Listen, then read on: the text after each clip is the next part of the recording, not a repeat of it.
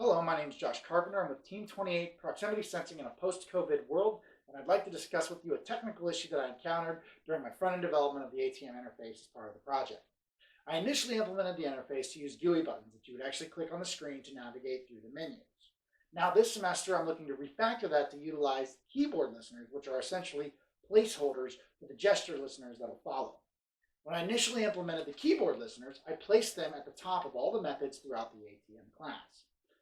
When I first executed the code, it was very obvious something was wrong. The screens were not rendering correctly, the formatting of the text was wrong, and it would flicker very rapidly, almost like it was trying to render multiple things at once, but it was hard to tell what was happening. My first thought at solutioning this was to move the keyboard listener code in each method inside of a conditional block where I could further constrain when that code was executed in the methods.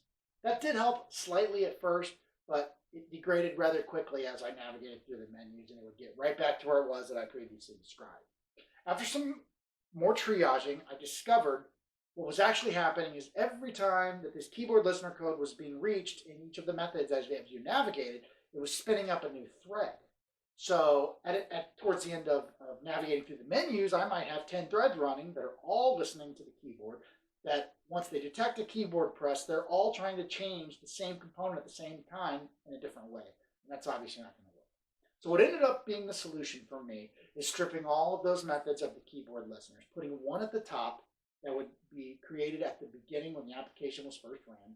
I created a new method so that this keyboard listener would only execute that method whenever it detected a key press. So now I have a single thread listening to the keyboard. When it detects a keyboard button press, it enters only a single method, and within this method, it would determine what action it needs to take based on where it's at in the screen and what button was pressed. I actually ended up starting completely over to get to this point. I saved the old file and I started completely over. So now when I execute it, it's running correctly, the text is rendering correctly, it's formatting correctly, and it's just basically behaving how I wanted it to.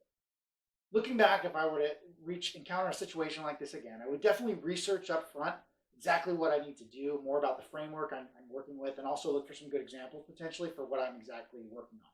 Also, whenever working with listeners, I just need to understand that listeners, generally speaking, you should only have one kind of listener running on one thread at a time. There are exceptions, but generally speaking, you got to be careful when working with listeners on threads. And finally, I think when I started fresh on a new class, that really helped me get just kind of clear my mind, start fresh. And I think in a real project, that would really save a lot of time and money.